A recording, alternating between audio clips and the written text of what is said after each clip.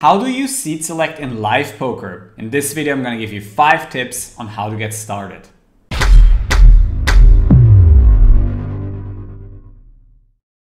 How is it going today? Welcome to my YouTube channel. My name is Andreas Fröhlich and I talk about poker news and poker strategy. In this video series, it's all about live poker. In today's video specifically, I'm going to give you 5 tips on how to get better with seat selection in live poker. The first tip I have for you is to sit down on the right of 2 tied players. Nothing's better in live poker than actually playing the button not only once, but also getting like a cutoff or a hijack where the button and the cutoff are 2 tied players, because that means you get to play in position throughout the hand so much more often.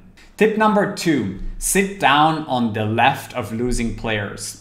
Money typically goes clockwise in poker, especially when everyone's evenly skilled. So if you're sitting on the left of a big losing player, and because that player is losing clockwise most often, it's really great to be on that player's left. However, I have to add here that, this sort of predatory behavior, don't overdo it. Like, it really gets pretty ridiculous in live poker sometimes that players are, fighting with each other on which seat they can get, and that really scares away some of the losing players, and you definitely don't want to do that.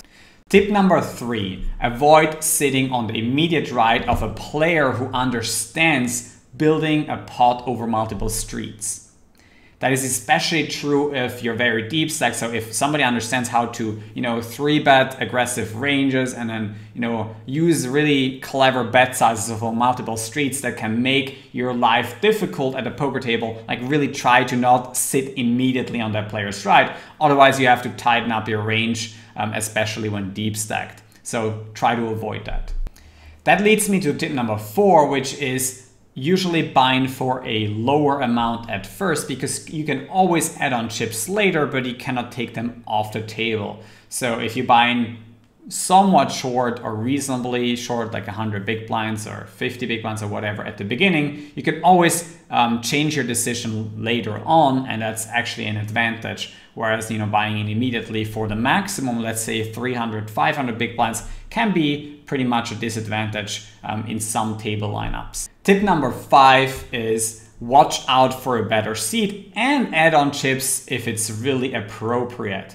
Adding on chips in general is a good idea on the button, because if you're still in the blinds, there's no point in playing deeper out of position most of the time.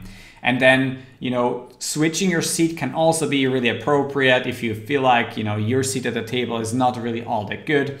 Just in the end, again, don't overdo it. Don't always change seats every 10-20 minutes, like 5 to 10 times. That can be a bit too ridiculous, of course, and if everyone did that, that would actually create too much of a predatory behavior at the poker tables and scare away some people who don't understand necessarily why people are changing seats.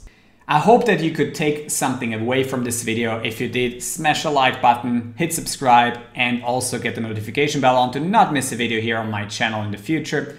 Thanks for watching.